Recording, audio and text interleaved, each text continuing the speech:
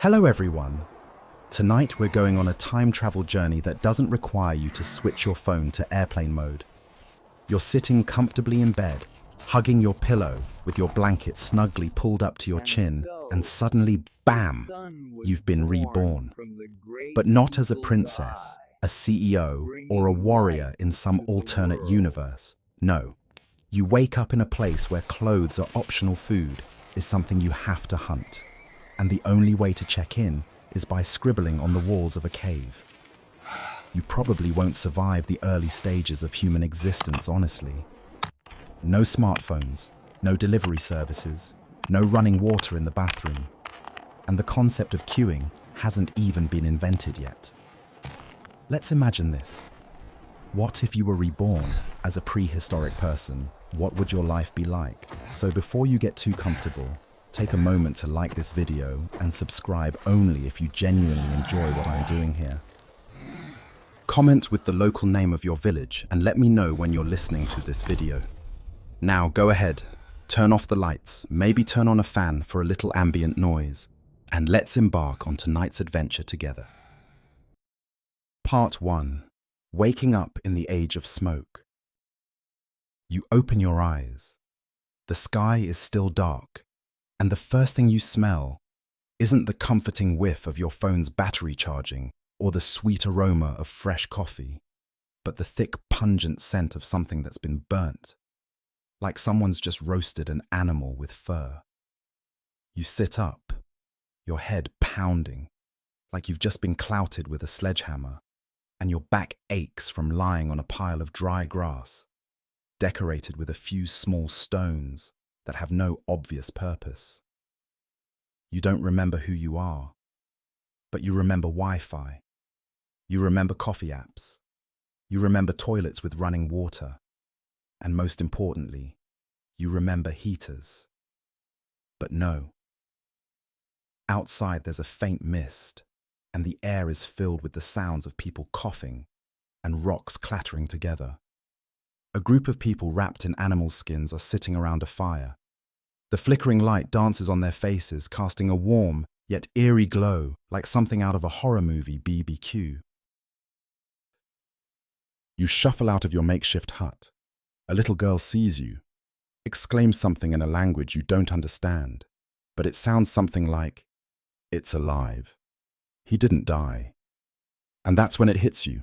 You're not wearing anything. Well, except for a piece of animal hide tied loosely around you by vines, looking like a malfunctioning version of a summer swimsuit. "Oh, so I've been reincarnated," you mutter. Not as a ninja, not as a witch, but as a caveman. A large man, muscles bulging and smelling like smoked meat, steps forward. He places a hand on your shoulder, nods solemnly, and says something you can roughly translate as, "Living's good. Not dead is lucky." Then he hands you a bone. "Eat his eyes," seem to say. You look at the bone still stained with blood and strands of tendon that resemble chewing gum. You swallow perhaps out of hunger or perhaps out of sheer horror, but you bite into it and you realize it's not so bad. Not bad at all if you ignore the taste. The children giggle as you try not to gag. The adults nod approvingly, considering you part of the community now. You've been initiated all with one bite. You sit down next to the fire. Someone is telling a story, or at least you think they are. He gestures wildly, his eyes bulging, and his cries sound like a madman trying to imitate an angry pheasant. The group laughs uproariously. You laugh too, even though you have no idea what's going on. Because, well, it's the only thing you can do.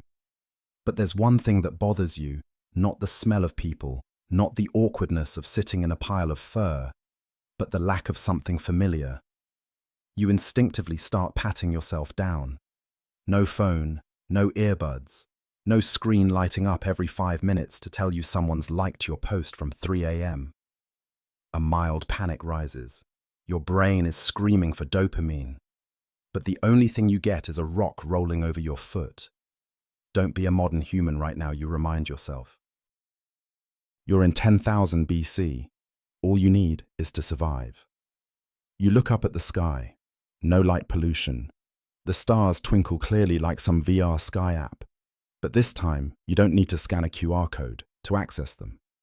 You close your eyes, take a deep breath, and feel the sharp cold seeping through the thin fur you're wearing.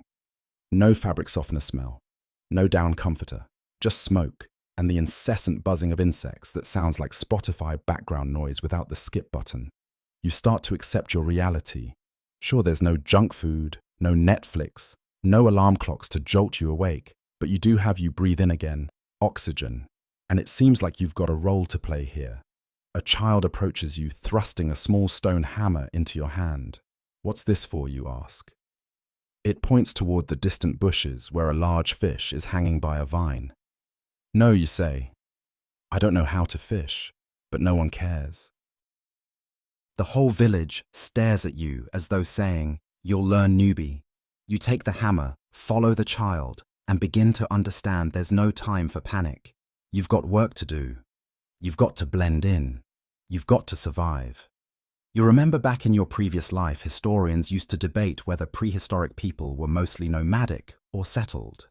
Well, now you know the truth, whether settled or not. You're still running around every morning hunting food and chasing animals out of your sleeping area.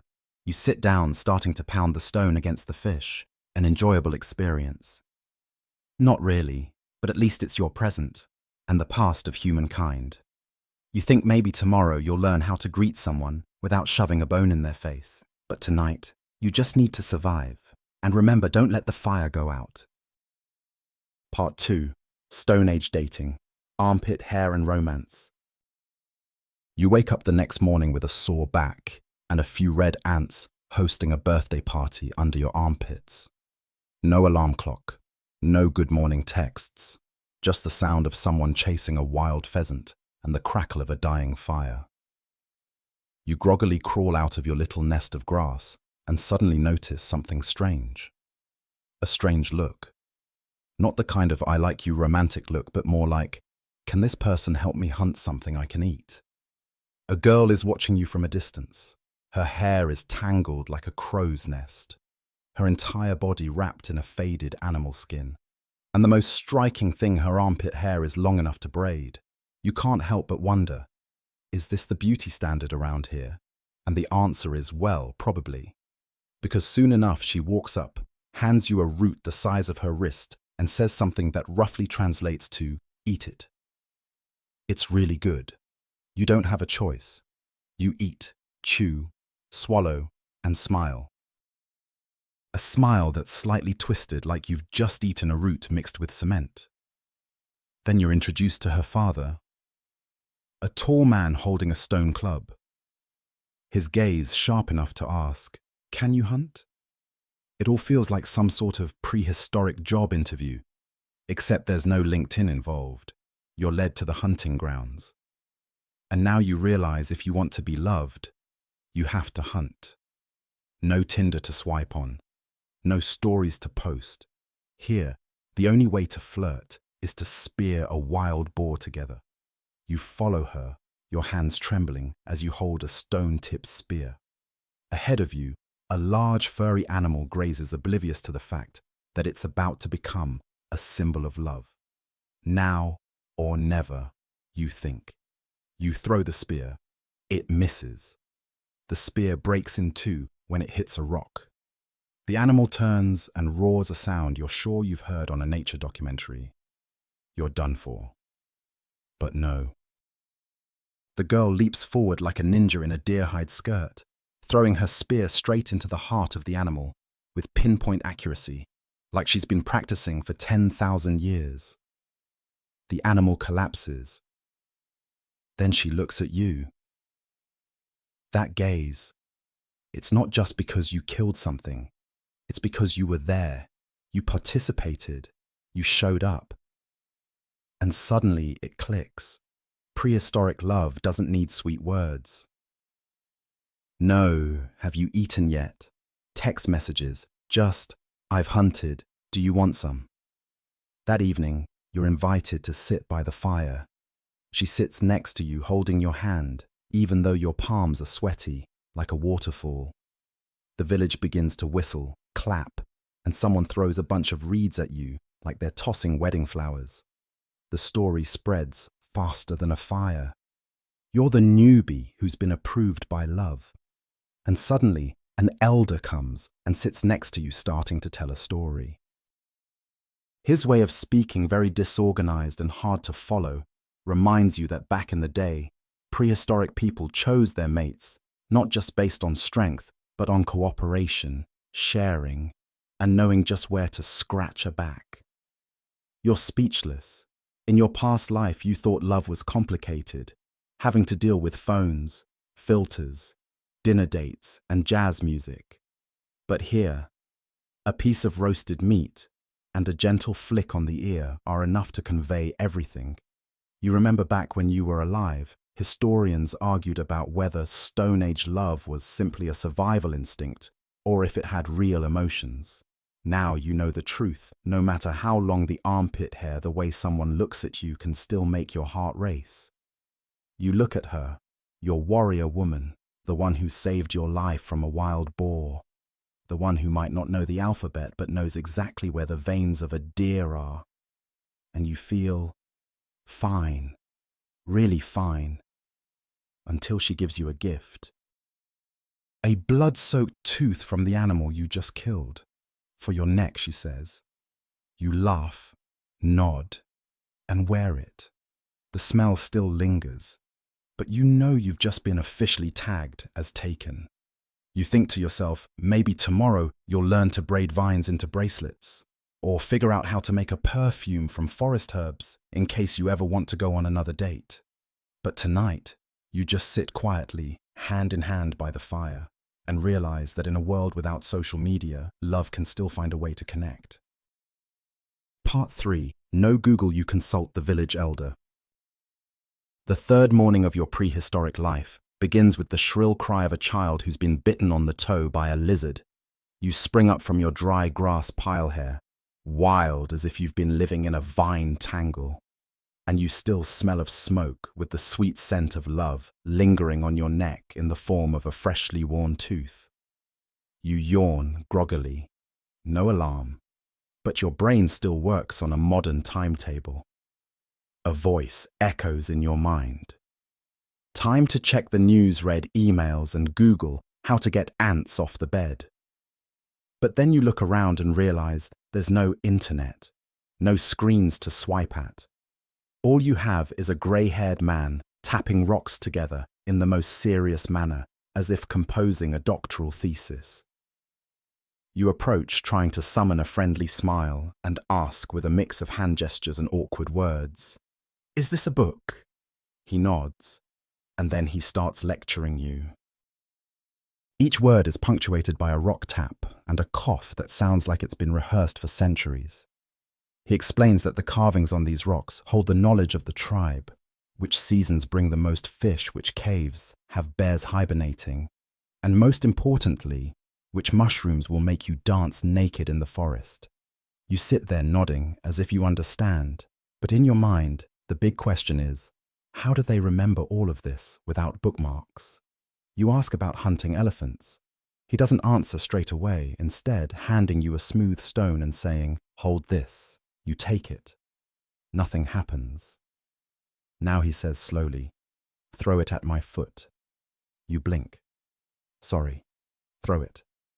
You do so gently, scared he might break something. He cries out. That's what it feels like when an elephant steps on you. No laughing matter. The group of children bursts into uncontrollable laughter. You, however, are left with a headache. It turns out knowledge here isn't passed through books or words, but through living dramatic experiences. You learn about poisonous plants by watching people get tipsy after chewing them. You learn to navigate by getting lost for 3 days and instinctively returning. And every time you ask more, the elder tells a long, winding story filled with howls and heavy breathing, which at times you can't tell whether he's describing a tiger or his ex-wife. You remember back when you were alive, historians argued whether prehistoric people had writing or just used pictorial symbols. Now you know the truth. They don't need an alphabet when the village elder remembers exactly where you tripped and fell yesterday. One time you ask, How can we tell when it's going to rain? He looks up at the sky. When my hair and nose start to itch like a cicada, the rain's coming in about a heartbeat. You look at him. Look at his nose. No cicadas. But sure enough, a moment later, the rain starts. You begin to feel a strange respect for the elder. And at the same time, a bit uneasy if you ever need to look something up. You'll have to wake up a sleepy elder and listen to a 3-hour-long story. You miss your phone. The quick answers. The neat, concise explanations with pictures. Here, it's all about sounds, gestures, and the memory of an old man who's lived long enough to name every rock in the village. That evening, you decide to try to document everything you've learned. But on what? You grab a piece of charcoal and draw on the cave wall.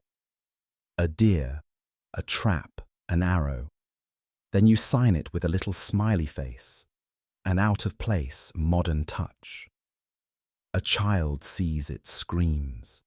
The entire village gathers around, staring, wondering, calling you the one who can write. The elder approaches.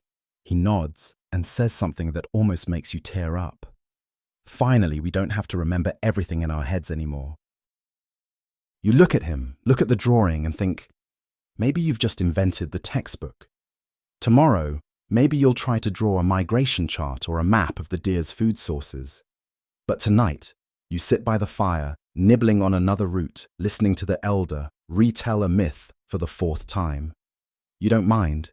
This time, you understand most of it.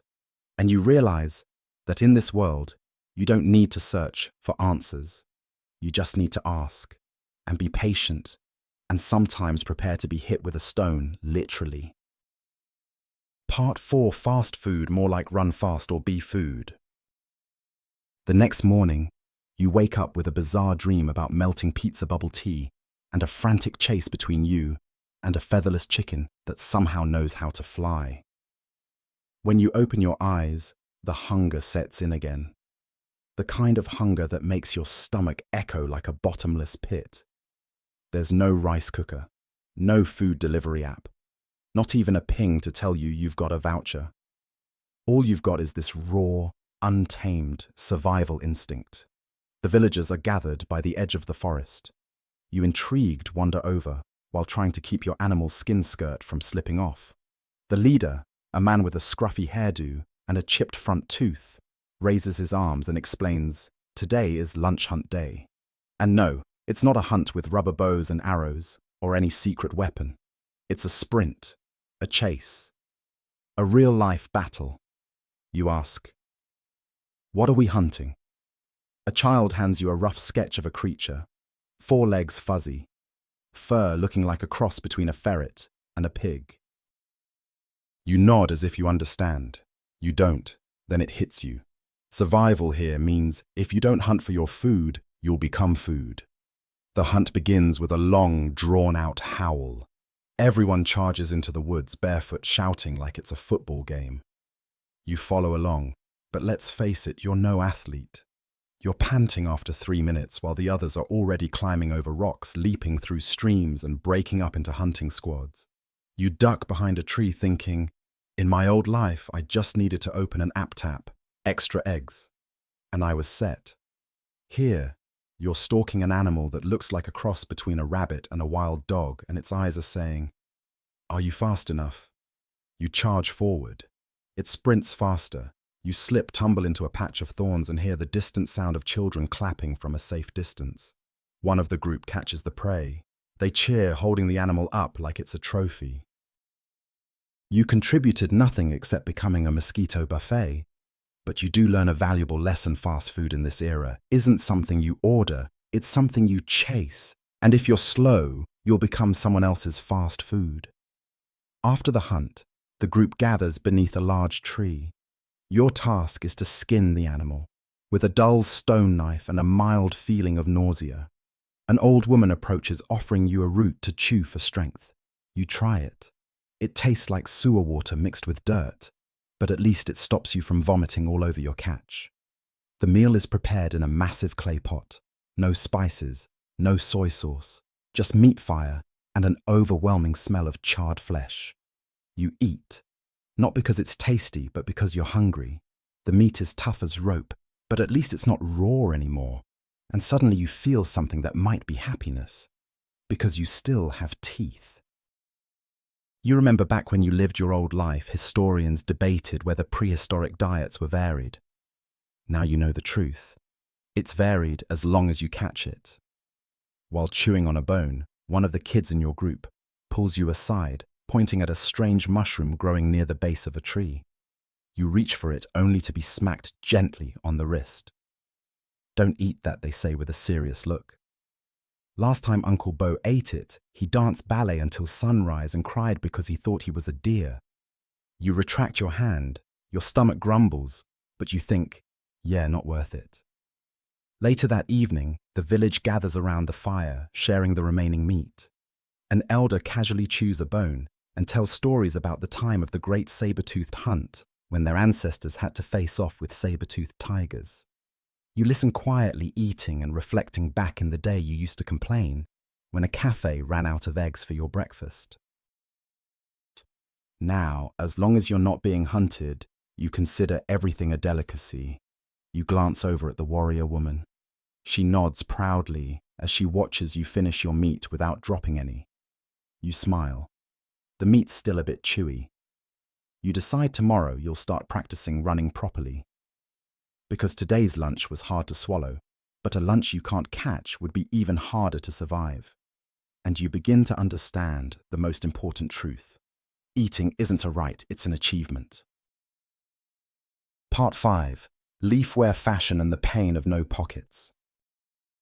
You wake up with a very odd sensation. It's not the emptiness of Wi-Fi being absent, nor the gnawing hunger you usually feel in the mornings. No, this time, it's the sensation of something missing, something familiar, something that once accompanied you every day in your old life. You look down. Ah, yes. You don't have any pockets. You're only wearing a single piece of animal skin, and you're experiencing minimalism in a way no one ever asked for. Every item from your flint to your half-chewed root is either in your hands or has to be hidden in places you'd rather not be storing things. You walk over to the village's laundry area. It's a patch of gravel by the stream, where a few people are beating animal hides against rocks like it's some form of prehistoric laundry day. An older woman looking suspiciously like the prehistoric fashion committee chair gestures for you to sit. You realize today is clothing day. And so you're pulled into a Stone Age DIY fashion show where the main materials are leaves, vines, and fish bones. You're handed a bundle of large leaves as big as an umbrella with a vague instruction. Don't let your bum show when the wind picks up. You struggle to fashion the leaves into something resembling a maxi dress. The result is something that looks like a Disney princess dress after a forest fire. You step out to model your creation.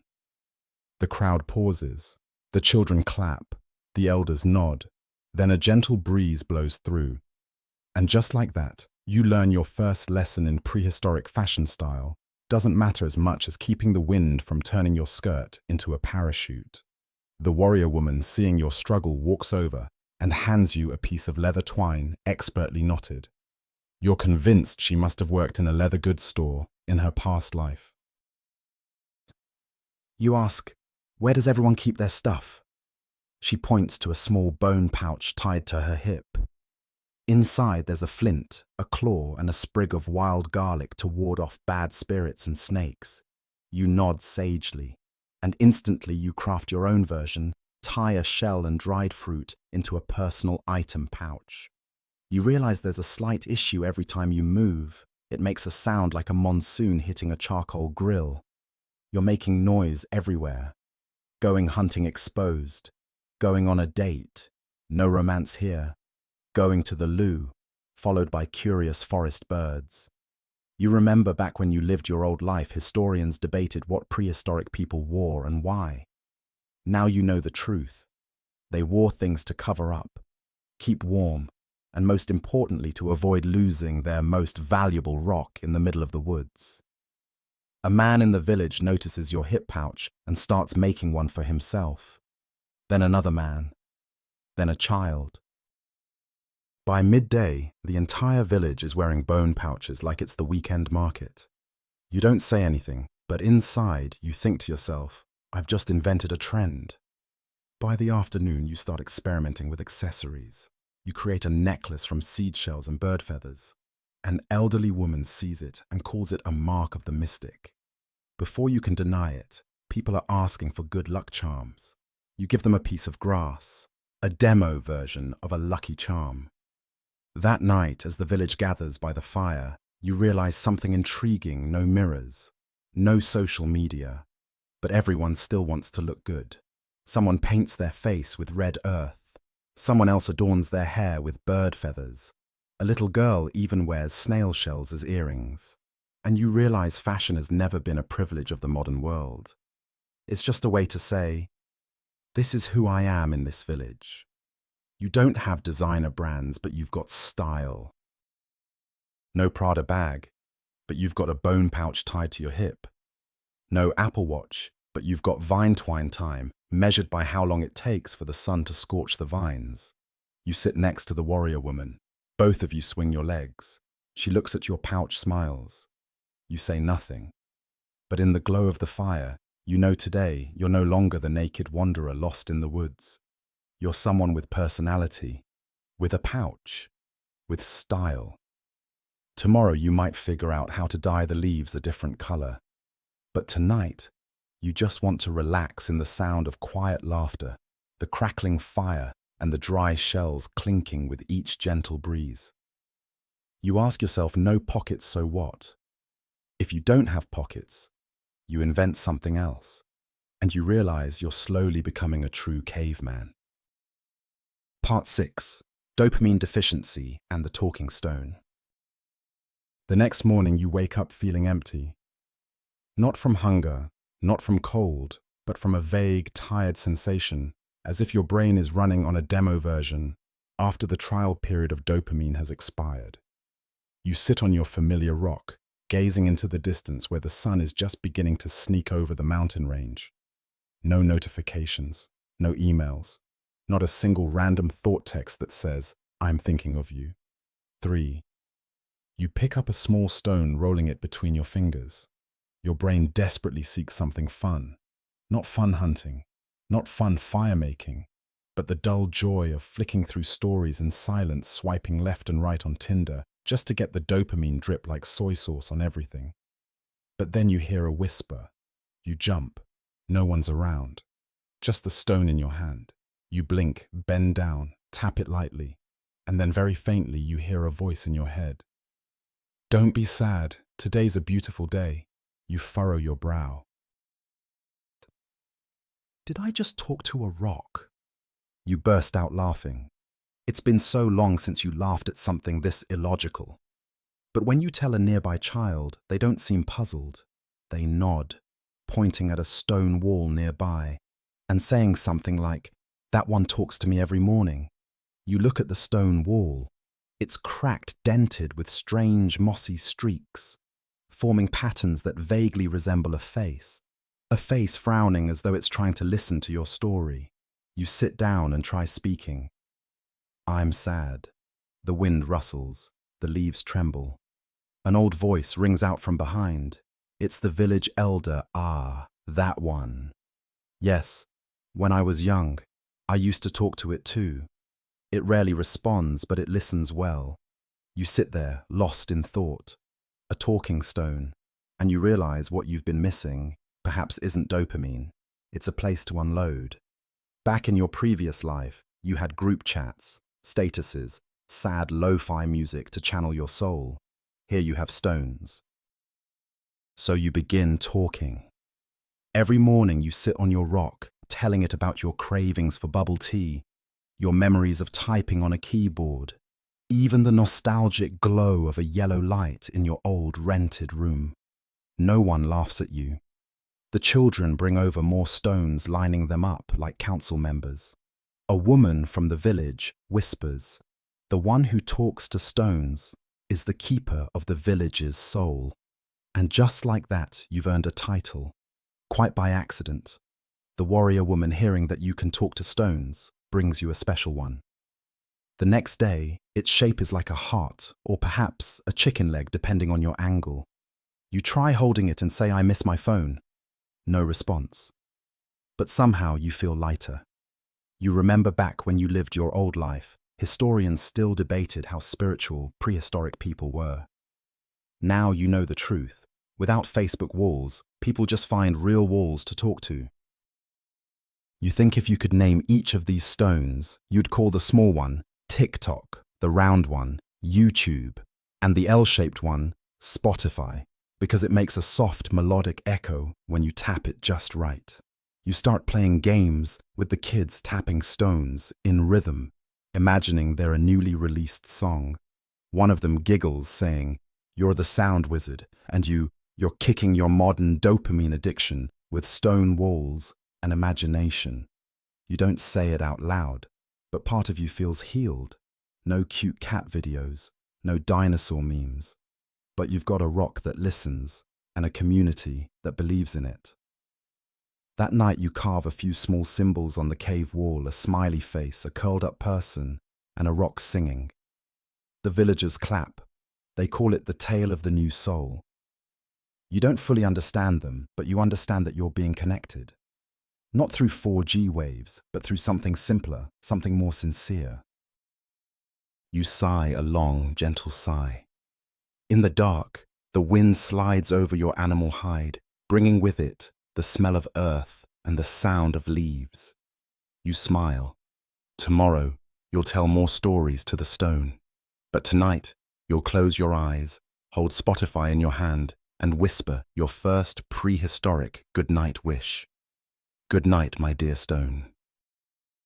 Part 7. The first fire, when you nearly burned down the village. You think today will be a normal day. Nothing out of the ordinary. As long as you're not chased by wild animals, asked to go hunting, or smacked by a rock while absent-mindedly talking to your Spotify stone. But then, you're dragged out into the middle of the village and placed in front of a pile of firewood that's bigger than a mini fridge. And you're given a very important task. Today, you will learn to make fire. You swallow. Making fire sounds easy enough, but you still vividly remember the last time you tried to light a fire to roast sausages in your previous life, and all you succeeded in burning was your arm hair. The village chief points to 2 logs and a small pile of dry grass. The warrior woman hands you 2 stones. "Good luck," she whispers. Her voice is so gentle, you think she might be about to read your eulogy. You sit down, tap, scrape, blow, inhale dust, cough, blow again, tap some more.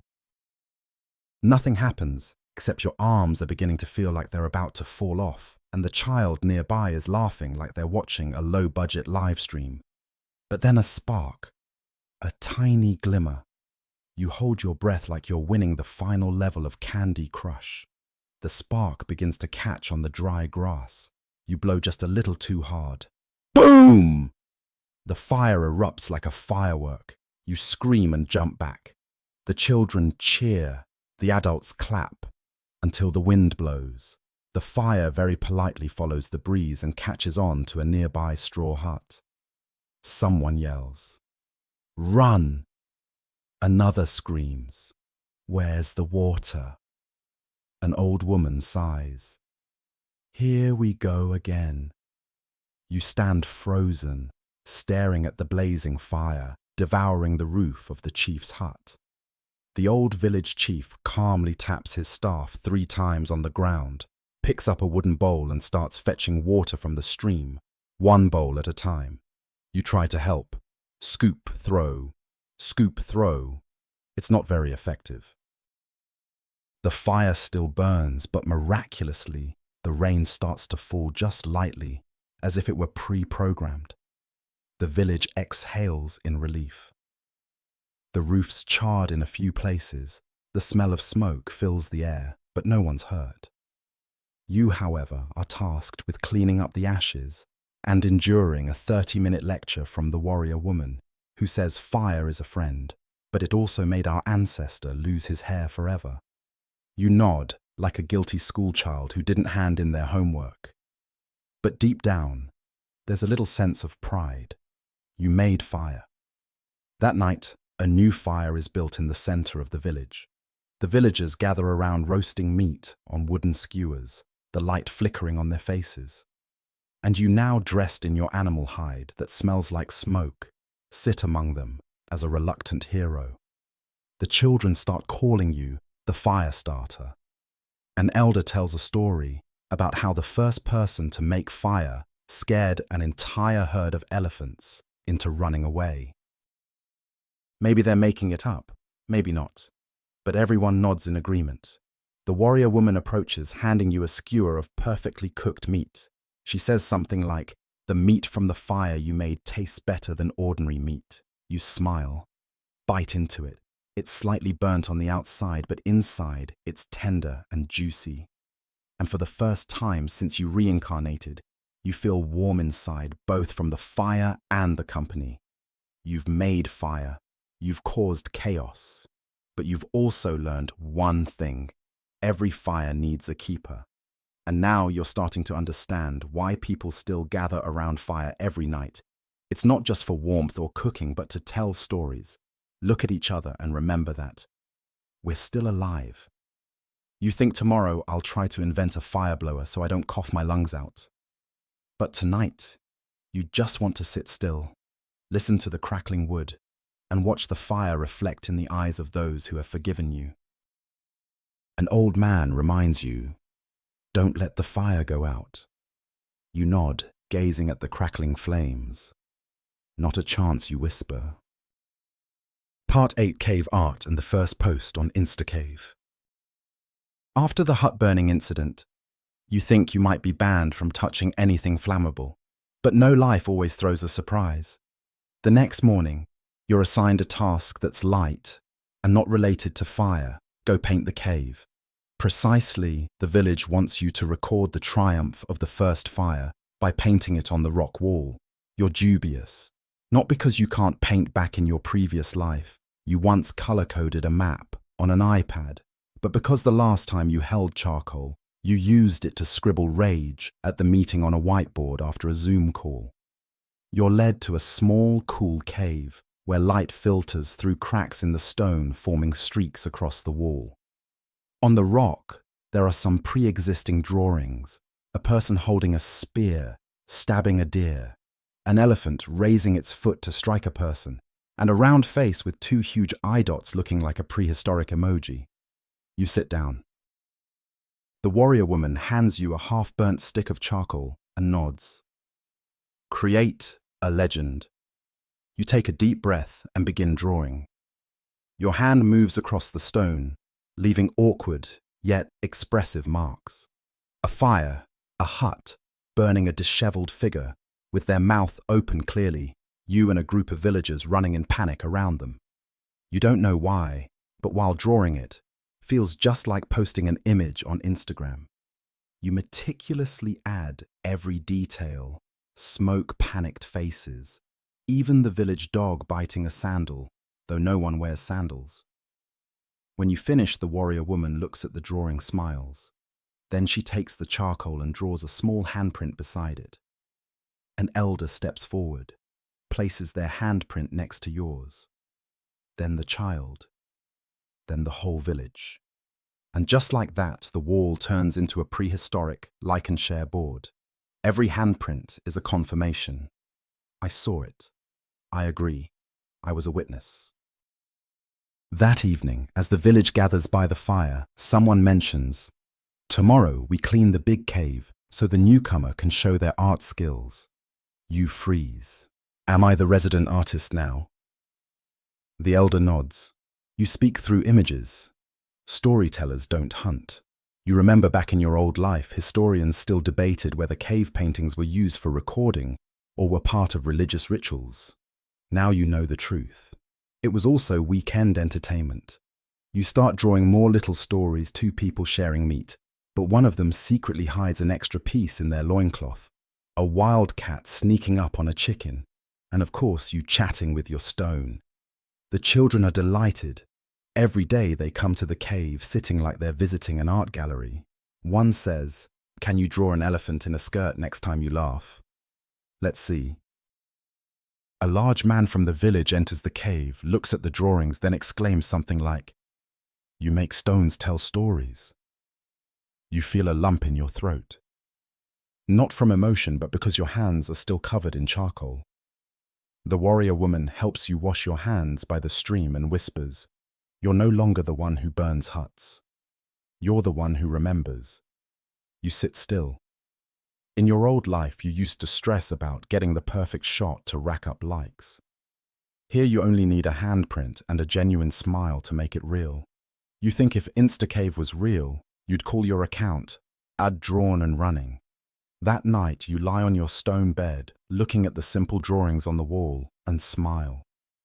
Because sometimes, art doesn't need to go viral. It just needs to be seen. Part 9. When you invent the wheel, but there's nothing to roll. You're sitting under the midday sun, scratching your leg, scratching your arm, and your head scratching your brain. While the rest of the village is busy weaving baskets, sharpening spears and boiling roots, you're daydreaming about bicycles. Not because you love cycling, but because your mind keeps circling the image of a round shape rolling along and the strange joy of moving without using your legs. You look around. No bikes, no wheels, just stones, lots and lots of stones. Suddenly it hits you like a bolt of lightning. You grab a large stone, start tapping and chiseling it, trying to carve out a circular shape. The children gather around, curious. One asks, "Are you making a shield?" You shake your head. Another asks, "A table?" You shake your head again. An old man walks up leaning on his staff, tilts his head. "What are you trying to make you grin?" "A wheel. Can you eat it?" "No." "Well then, what's it for?" That's the big question. You don't have an answer right away, but after 3 hours of chiseling 4 broken fingernails and 1 painful stumble when you accidentally hit your foot, you've managed to create something round, thick, and incredibly heavy. You stand up, place it on the ground, and give it a shove. It rolls. The children scream in delight. The adults stare with wide eyes. Someone exclaims, "Magic!" You roll the stone down a small hill. It tumbles down, knocking over 2 wild chickens and 1 child. Don't worry, the child bounces up and laughs. You remember back in your old life, historians used to debate whether wheels came before carts or after. Now you know the truth. People figured out wheels first, then realized they didn't know what to do with them. The whole village gathers to watch. An elder clears his throat. "This is a sacred circle." Another person nods. "It's probably for rituals." An old woman suggests, "Maybe we wear it on our heads to balance our spirits." You try to explain. "It could help move heavy things faster, less effort than carrying." The response is, "Oh, so we make others carry stuff while we push this thing around." Yep, that's exactly the idea. But they don't get it. You try to attach the wheel to a piece of wood, making an axle. You give it a push. It wobbles, tilts, falls, breaks. The children burst out laughing. One of them says, "It's more like a game than an invention." You slump back exhausted, drenched in sweat, pondering, "Am I centuries ahead of my time?" The warrior woman approaches, wipes the sweat from your forehead with a grass leaf, and looks at your wheel. "It's good. Make another and wear it on your feet." You nod, saying nothing. You realize every invention needs time to be appreciated. That evening, you place the wheel by the fire. The villagers sit around it like it's some modern art installation. An elder says it could be used to grind grain. Another person says it'd make a great chair. You look at the wheel, then look at them. You're not upset, because deep down you know you don't need their immediate approval. You just need to keep it. You roll it into the corner of your cave. The children decorate it with chalk drawings. You leave them to it. You think maybe this should just be a toy. You used to ride remote-controlled cars, electric bikes and pedal bikes in your past life. But you never imagined you'd be the one to create the first wheel. You smile, not because it was a success, but because you just tripped over your own wheel while trying to roll it again. You fall with a thud, but someone has already drawn you falling on the cave wall. And they've named it the one who rolls before. And you know that's the real recognition. Tomorrow maybe you'll try making a rolling cart out of bamboo, or maybe you'll be banned from playing with rocks.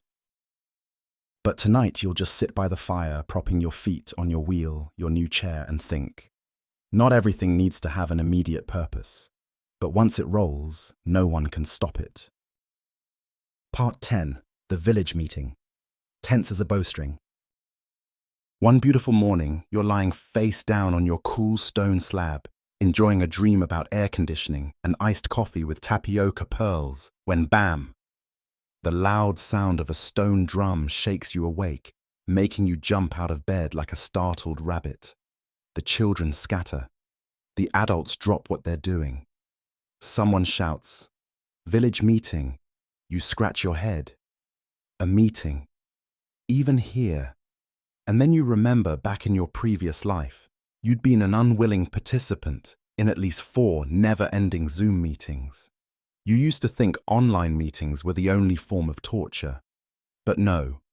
Welcome to prehistoric meetings, where the mic is never muted, but you could end up being stoned. At the center of the village, a circle of stones is laid out. The village chief stands in the middle, holding a ceremonial club. To his left, an elderly man sits looking deep in thought like he's meditating. To his right, a woman's hair is standing on end with anger. In front of them is a pile of dry bones. You ask a person sitting next to you, "What's going on?" The answer nearly makes you choke on your own breath. "We're debating whether to ban ancestral chanting on full moon nights." You frown. Chanting. The person whispers back. It's a tradition where a few people sing very, very annoying songs that make the monkeys think there's a war going on. So today's village meeting is about deciding whether chanting should be allowed or banned. The woman with feathers in her hair stands up first. Chanting is our tradition. Our ancestors sang, and they were never eaten for singing. On the other side, a young man argues, "We need sleep. Full moon nights are when the wild animals are most active. Everyone wants peace and quiet to survive." You quietly sit down on a stone. The argument escalates like one of those school parent drama sessions you witnessed in the past. Each statement is punctuated by sharp stone taps, and every argument is followed by howls as if to illustrate the disturbing noise. It's your turn. The chief points at you and says, "Newcomer, your thoughts." You stand up. No PowerPoint, no whiteboard, just teamwork experience and the 3 times you've managed to avoid Zoom calls. You clear your throat trying to keep it simple. Maybe we can chant but away from the village, where the monkeys can't hear. If anyone wants to sing, let them sing. If others want to sleep, let them sleep. As for me, I'd like to leave early. The entire village holds their breath. Then a few heads nod. An elder says, "Not bad, good idea. Chant somewhere far from the village. Whoever wants to sing, sing." And just like that, it's decided. No vote, no polls. Just a few loud howls of agreement from the villagers, sounding like a wild herd of cows, and the decision is made. You think it's over. But no. At the end of the meeting, there's an open free speech section. Someone stands up and suggests renaming the wooden bridge, the Bridge of the Slipping Souls. Another person proposes a rule where no one should eat the last root in front of others. Someone else spends 7 minutes talking about how the fish this week were smaller than last week's. You're starting to get tired. The sun's blazing and you're sitting on a stone. No cushion, no Wi-Fi, no snacks. Just as you're about to sneak out, the warrior woman holds you back. They're choosing someone to be the silent referee for the first chanting ritual at the edge of the forest. Silent referee. You can't speak. You can only listen and record it by drawing. Great. You've just been promoted to a prehistoric stenographer. That night, the first chanting ritual is held under the full moon. 7 people sing, each in their own style. Some howl, some groan, others burp along to the beat. You draw. Every line, every curve, trying to capture a moment of art that you're not even sure should be preserved. When it finishes, an old woman asks you, "What do you think?" You ponder, then say, "A unique sound. Reminds me of the squeaky noise a wheel makes before it's oiled." The village nods. Someone pats your shoulder. You understand art. You smile, thinking, "I just survived a prehistoric village meeting," without being stoned and without being forced to chant. Tomorrow you might draw everyone's expressions from the meeting. But tonight, you just want to sit by the fire, nibble on some roasted roots, and breathe lightly. At least offline meetings here don't require Wi-Fi. Part 11. The dream of something called a mattress. You wake up in the middle of the night, your back aching as if someone's been practicing boxing on your lower spine, or you've just rolled over a pile of unprocessed animal bones. You open your eyes. The sky is dark as pitch, only the chirping of insects fills the air, and a sliver of moonlight sneaks in through the leaves. You sigh. Roll over. Try to shift your position. No good. There's a rock digging into your left side, a thorn in your right, and something crawling beneath you, hopefully just an insect with some manners. You think to yourself, "Where's my memory foam mattress? The soft one that cradled every curve of your body, hugging your spine like someone was gently whispering sweet lullabies in your ear." Here. You're lying on a bed of dry ants, topped with a wrinkled animal hide and a thin layer of grass that the forest mice have already eaten half of. You sit up. "No, I can't go on like this," you mutter. The next morning, you announce to the village, "I'm going to make a mattress." The whole village stares at you as if you've just declared you're planning to fly. An elder asks, "What is a mattress?" You reply, "It's something to sleep on that doesn't hurt." The response is a series of puzzled stares. You explain, "It's soft, so you don't feel the rocks poking you." An elderly woman ponders, nods, and says, "You're planning magic?" You shake your head. "No, I'm planning to stuff something soft inside a piece of animal skin." The villagers look at you, half believing, half skeptical. But curiosity wins, and you're given a task. Gather moss grass, fallen fur, and some bird feathers, though the latter doesn't come without its own small battle. You start stuffing everything into a stiff bear hide, sewing it together with vines. The children watch you as if you're creating a new species. One of them tries to lie on it. They jump off immediately, shouting soft as mum's bottom. You nod, not fully understanding the compliment, but proud nonetheless. That night, you unroll your mattress and lie down.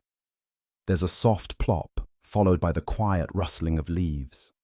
And for the first time since your reincarnation, you fall into a peaceful sleep free from rocks, thorns, and crawling critters. You wake the next morning not sore for the first time. You've slept soundly without the need for a cold stone massage or a prickly awakening. The village gathers around, curious. An elder tries it, then falls asleep for 2 minutes. Another tries it, snoozing so deeply they snore. The children begin asking for their own mattresses, with one requesting a scented version. You laugh, nodding. First mattress designer, no showroom required. That night, as the village lies down on their newfound beds, someone remarks, "You've made sleeping into a joy." You simply nod. You're welcome. You stare up at the full moon, realizing that sleep is more than just rest. It's the first true comfort you've known since waking up in the past, and you've made it. Tomorrow, maybe you'll build a better mattress, or perhaps add some more feathers. But tonight, you just lie back on your grass-filled masterpiece, breathing in the scent of the earth, and drift into the deepest sleep you've had in a long, long time. You think civilization may have started with a good night's sleep. Part 12. Night Hunt and Redefining Team Building. You're shaken awake in the middle of the night by a hand as cold as stone slapping your face. "Get up," the warrior woman says. "We're going hunting tonight." You groggily open your eyes. At this hour, I've barely had 2 naps on my moss mattress. She drags you out of bed. Tonight's a full moon. Everyone's hunting. You're coming. You mumble, "I don't have a high stamina score. Plus, I think I'm more of a moral support type." No one cares.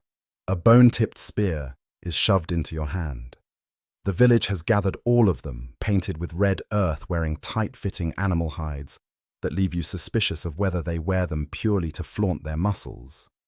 You haven't even brushed your teeth, which technically involves chewing bark, but you're already swept up into the group. One old man whispers, "The night hunt is a rite of passage. If you don't go, you don't belong." You gulp. Team building Stone Age style. This should be fun. The group heads into the forest. The moonlight casts a silver glow over the trees, making them look almost ghostly. The sound of insects fades, and an eerie silence takes over, as if the entire forest is holding its breath. You walk beside the warrior woman. She crouches low, moving like a prowling cat with ninja skills. You, on the other hand, are panting, tripping over roots, and nearly spearing the person in front of you with your shaky hands. A signal is passed down the line. Everyone freezes. You stop. Hold your breath. Stay completely still. The warrior woman points ahead. There, a wild boar, as large as an old cart, is rummaging in the underbrush. The first hunter throws his spear. It misses. The boar snorts and turns, charging toward them with the force of a runaway boulder. "Chase," the leader yells. And just like that, you, a modern-day communication student reincarnated as a caveman, are pulled into a high-speed chase through the forest. No flashlights, no GPS, no insurance. You run, trip, tumble. Get back up, scream, keep running. You're desperately wondering, is there any footage of this? Because this scene would go viral. By the time you almost collapse from exhaustion, the boar has stepped into a trap. The group surrounds it. One person delivers the final blow with a spear aimed straight at its heart. The animal collapses. You avert your eyes, not from weakness, but because your eyes are sore from the sweat pouring into them. After a long silence, the group bursts into laughter. Someone slaps your back, whispering, "You ran fast. You caught the wind." You sit down, gasping for air, drenched in sweat. But there's a strange warmth spreading through you. For the first time since you woke up here, you feel like you truly belong. The group begins hauling the boar back to the village, like a procession, and you walk proudly in the middle. You're not the one who draws, not the one who burns huts, but now you're the one who can run, yell, and not die. Back at the village, the fire is lit. The meat is roasted, and the smoke rises into the night sky. The group gathers, sharing the spoils, and you sit among them with a sense of accomplishment. The warrior woman hands you a bowl of water and says, "You've earned your place." You smile, tired but satisfied. You think, tomorrow I might practice running more. But tonight I've earned my right to rest. You lie back on your moss mattress, sore but content, and realize that this is what true team building looks like. Not about getting along or sharing nice words, but about survival and surviving together. You close your eyes and drift into sleep with the sound of laughter and crackling fire in the background, knowing you'll be ready for whatever tomorrow throws at you. Part 13. The Death of the Entertainment Department. After the unforgettable hunting night, you think the next day will be a rest day, but no. As soon as you stretch out of your grass and moss mattress, you hear the sound of a stone drum followed by excited shouting. Today is the day of entertainment. You blink in confusion. Do they really have a day dedicated to entertainment? The warrior woman grins and pulls you out into the village square. Once every moon cycle, there's a day for relaxation. No hunting, no fire making, only fun. You raise an eyebrow. Oh, so it's like a Sunday, until you witness the first performance. An old man stands in the center, shirtless, using palm fronds as makeshift elephant ears, and begins mimicking the sound of a tiger eating plums. You're not sure if tigers even eat plums, but the entire village is laughing uncontrollably. Some people are rolling on the ground, others are gasping for air between bursts of laughter. You realize this is Stone Age TikTok. The next act is a woman who bangs two rocks together and tells the story of the day our ancestors accidentally chewed on a rock.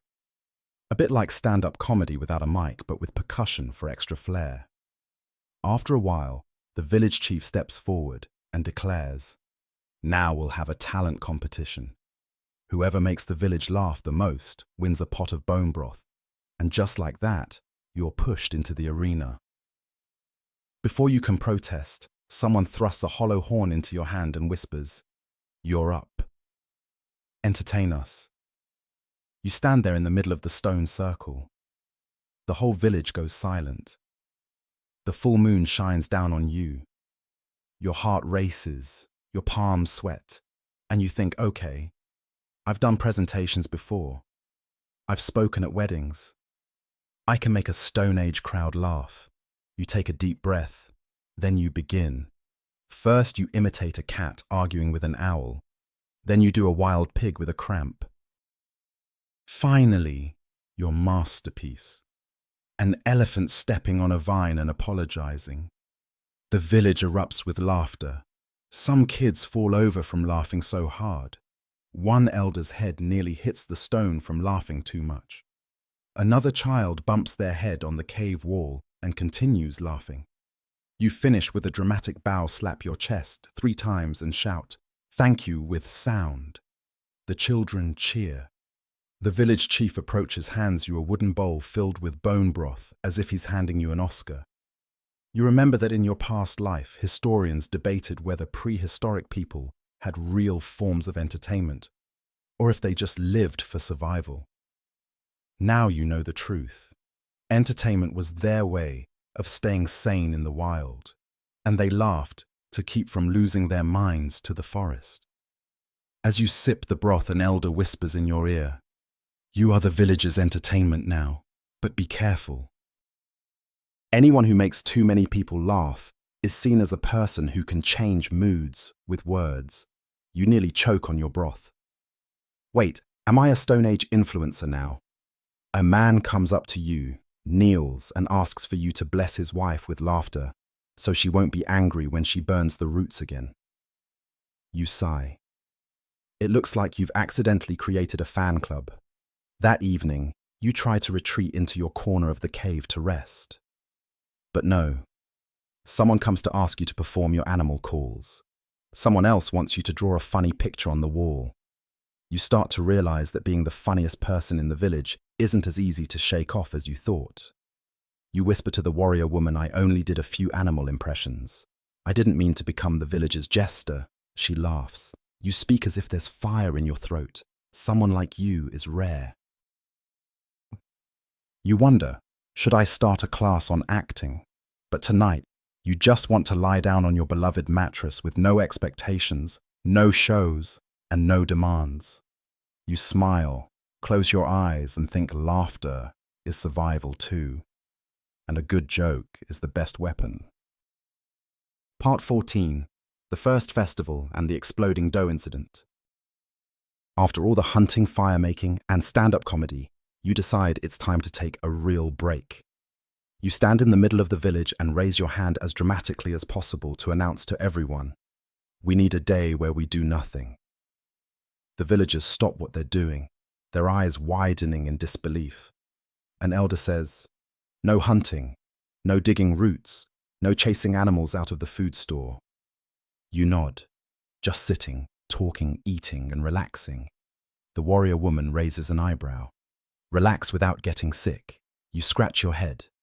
Yes, actively relaxing. It's called a holiday. The village starts murmuring. Some think it's a ritual, others think it's a new game. But curiosity wins out. And soon you're in charge of organizing the very first holiday in the history of your tribe. You set up a committee yourself, the warrior woman in charge of festival security, and the child who can imitate bird sounds in charge of entertainment. You divvy up the tasks: who will make the seats, the large round stones, who will gather wildflowers, and who will make special food. You, who once burned pancakes in your previous life, decide to get creative and invent a new dish: baked dough, a sort of hybrid between bread and porridge. You mix the dough from mashed tubers, add some stream water and stir it with a bone. Don't worry, it's clean, then pour it into a large clay pot. The villagers watch you as if you're summoning the ancient food gods. You think to yourself, just bake it and we're done. But you forget one important detail: this is naturally fermenting dough, and the clay pot is tightly sealed. The festival begins. The villagers gather. Some dance. Some tap rocks to a rhythm. A child paints their face with mud and pretends to be a sloth. You stand at a distance watching your pot of dough bake by the fire. The smell is intoxicating. Everything seems to be going well until boom! The pot explodes like a firecracker. Birds scatter. An old man is flung off his stone seat by the shockwave. White dough shoots into the air like snow in a place that's never seen winter. You freeze. The village falls silent. The children gape. The chief slowly walks toward the explosion, touches a patch of dough that's splattered on the wall, tastes it, then nods in approval. Tastes good, he says. An elder scoops up some of the exploded dough and molds it into a ball. Smells better than roasted tubers. The children rush forward, scooping up the dough and turning it into masks. One child puts it on their face, another on their legs. You panic. Not a face mask. It's not organic, but no one listens. Everyone's too busy enjoying the dough explosion. You breathe a sigh of relief. What started as a cooking disaster has now become the highlight of the festival. You remember in your past life, historians debated whether prehistoric people celebrated festivals or not. Now you know the truth, they did. And sometimes all you need is an excuse, like I don't want to do anything today, to make a great celebration. That night, you draw the scene of the dough explosion on the wall, a round pot exploding dough, flying everywhere with an emoji-style surprised face, big eyes, mouth wide open. The warrior woman sees it, smiles and says, "Tomorrow everyone will talk about the first dough explosion festival." You laugh. "Yeah. And from now on I'm never allowed near dough again." She nods seriously. "It's better for the safety of the village." Before you go to sleep, you lie on your moss mattress, thinking about the first festival in the history of your tribe, which you unintentionally started. No one scolds you. No one kicks you out of the village. Instead, everyone is happy. You whisper to yourself, explosions are part of creativity, just like dough explosions are part of innovation. Part 15. You invent the first thing closest to a smartphone. Early the next morning, you're woken up not by a howl, the sound of a stone drum, or someone shouting bear's coming, but by a light tapping near your ear. Tap, tap, tap. You open your eyes. In front of you is a small child grinning broadly, holding out a piece of vine with a stone tied to the end. Here, the spirit of notifications. Just tap it, and it makes a noise. You blink, tap the stone. It hits the bone. Clink, a short, crisp sound. The child says, "Use it to call people, when you're hungry, or when you need help, or just because you feel like it." You sit up, eyes wide. You look at the thing in your hand, then back at it again, then back at it as if you're seeing the first iPhone. A mobile notification device, you whisper. You take it to the village chief. He picks it up, taps it, listens and nods. Good.